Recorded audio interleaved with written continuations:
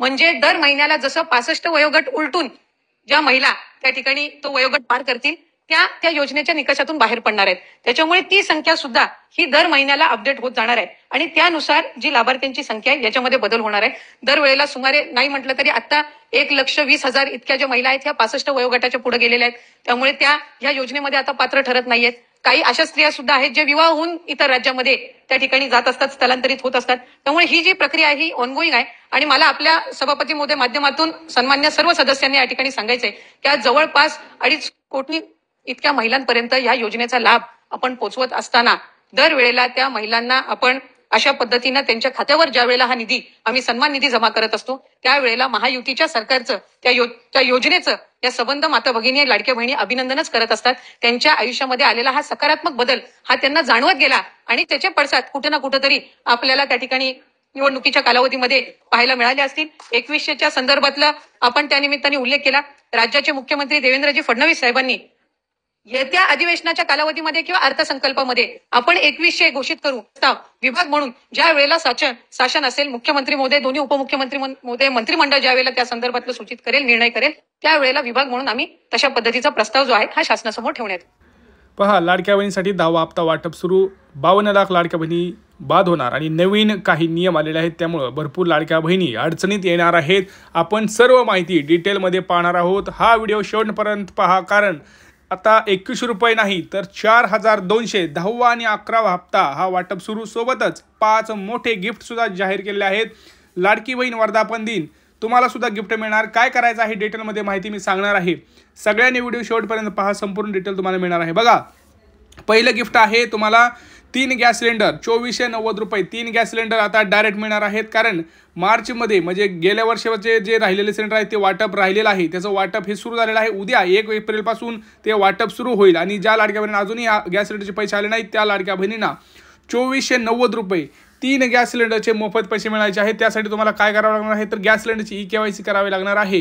तुम्हाला gas connection तुमचं check करून घ्यावं लागणार आहे, महिलेच्या नावावर आहे का. दुसरं गिफ्ट आहे बघा, लाडक्या बहिणींना 21 रुपये 10वा हप्ता आणि 11वा हप्ता सुद्धा 21 रुपये असे 4,200 असे लाडक्या बहिणींना एकत्रच देणार आहेत. कारण आता आपल्याला गुढीपाडव्यासाठी येणार होता हप्ता परंतु आला नाही.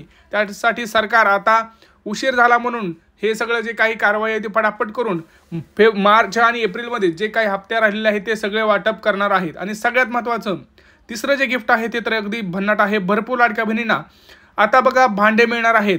30 प्रकारचे भांडे हे लाडक्या बहिणींना मिळणार आहेत. त्यासाठी तुम्हाला अर्ज करायचा आहे. तुम्ही कमेंट सेक्शनमध्ये कमेंट करा. जर तुम्हाला भांडे पाहिजे असेल तर कमेंटमध्ये लिहा भांडे पाहिजे. तुम्हाला मी डिटेलमध्ये सगळं व्यवस्थित माहिती तुम्हाला शेअर करतो. तुम्ही फक्त कमेंट सेक्शनमध्ये भांडे पाहिजे असेल या तुम्हाला डिटेलमध्ये माहिती या व्हिडिओमध्ये मिळणार आहे. किंवा जर त्याच्यावरती तुम्हाला डेडिकेटेड व्हिडिओ पाहिजे असेल तरी तुम्ही सांगा की आम्हाला भांडे पाहिजे, कसं करायचा अर्ज मी तुम्हाला व्यवस्थित सांगतो आहे. परंतु बघा, आता एप्रिलचा हप्ता सुरू झालेला आहे. कुणीही काळजी करू नका, एप्रिलचा हप्ता मिळणार. परंतु या लाडक्या बहिणींना आता कुठल्या, कारण लाडक्या बहिणीचा जो एप्रिलचा हप्ता आहे बघा, एप्रिलच्या हप्त्याची सुरुवात झाली पण योजनेमध्ये बदल करण्यात आलेले आहेत. बदल काय करण्यात आले तर 5 नवीन नियम व अटी हे आलेले आहेत.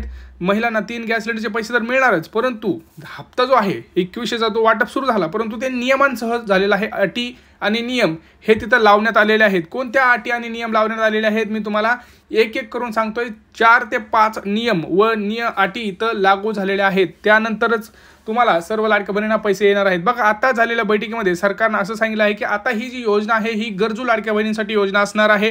सरसकट योजना आम्ही आता देणार नाही. सरसकट योजना बंद झालेली आहे. आता तुम्हाला मी सांगतोय गरजू लाडक्या बहिणी म्हणजे कोण.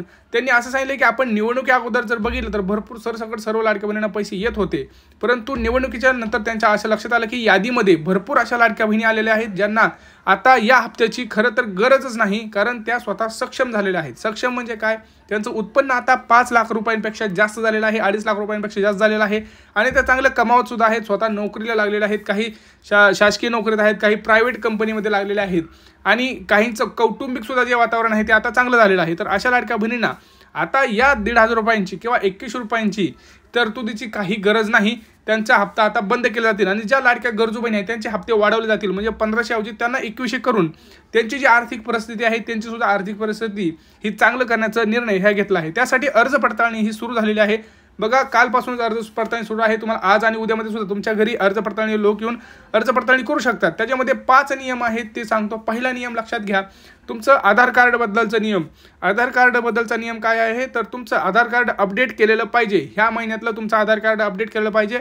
5-5 वर्षाखालचं नाही. आता चालूच जे आधार कार्ड तुमचं आहे त्याच्यावरची माहिती आणि तुमचं जे बँक पासबुक आहे त्याच्यावरची जी माहिती आहे ती तुम्हाला एक करून घ्यायची आहे. म्हणजे काय, तुमचं बँकेचं जे काही पासबुकवरती जे नाव आहे बघा, तुमचं आता स्पेलिंग मिस्टेक असते. भरपूर जणांकडे काय होतं, स्पेलिंग मिस्टेक, आकांक्षा A असं काहीतरी असतं, स्पेलिंग मिस्टेक असतं. त्यामुळे ते तुम्हाला करून बँकेमध्ये तुम्हाला ते आधार कार्ड जमा करावं लागणार आहे. त्यानंतरच तुम्हाला पैसे तुमच्या आधार कार्डवरती मिळणार आहेत, कारण DBT हे तुम्हाला आधार कार्डवरच होत असतं.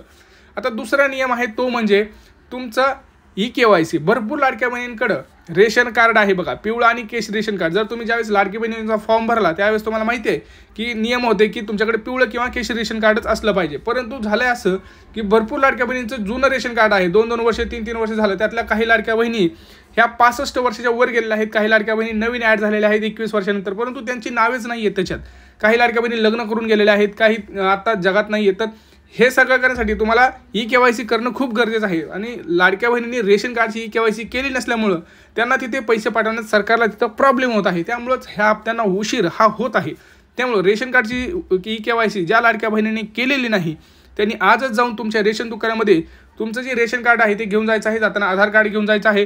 ते तुमचं बोटे आणि डोळे स्कॅन करून ते सगळं तुमचे ठसे स्कॅन करून तुम्हाला रेशन कार्डची EKYC करून देतील. आणि मग त्यानंतरच तुमच्या बँकेत खटाखट तुमचे 4,200 रुपये सुद्धा पडणार आहेत.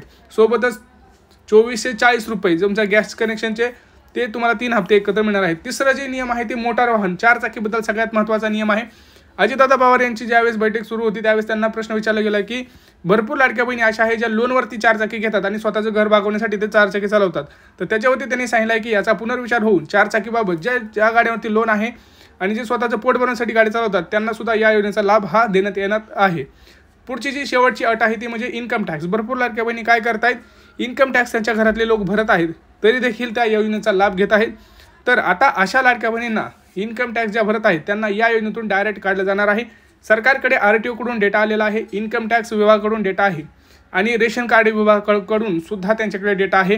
ते डेटात लिस्ट काढून ज्यांचं नाव RTO मध्ये आहे किंवा इन्कम टॅक्समध्ये आहे त्यांना डायरेक्ट बाद केलं जाईल आणि ज्यांचं बाकी सगळं क्लिअर आहे अशा लाडक्या बहिणींना यादीमध्ये समाविष्ट केलं जाईल. तुमच्याकडून उत्पन्नाचा दाखला मागितला जाईल, तुमच्याकडून रेशन कार्ड मागितलं जाईल, तुमच्याकडून आधार कार्ड मागितलं जाईल. हे 3 डॉक्युमेंट तुम्हाला मागितले जातील. त्यानंतरच मग तुम्हाला जो काही मार्च महिन्याचा सुद्धा हप्ता राहिलेला आहे तो सुद्धा येईल आणि एप्रिलचा हप्ता सोबतच तुम्हाला गॅस सिलेंडरचे पैसे आणि गिफ्ट, हे जे गिफ्ट मी तुम्हाला सांगितलं ते गिफ्टसुद्धा तुम्हाला मिळणार आहेत. आणि ज्या लाडक्या बहिणींना इतर योजनेचा लाभ भेटत आहे त्यांना इथून फक्त म्हणजे समजा तुम्हाला नमोशेतकरी योजनेचे पैसे भेटत आहेत तर इथं तुम्हाला फक्त 1100 भेटतील आणि जर तुम्हाला संजय गांधीची भेटत असेल तर तुम्हाला इकडे फक्त 500 भेटतील. हा व्हिडिओ आपल्या जास्तीत जास्त लाडक्या बहिणींनी शेअर करा.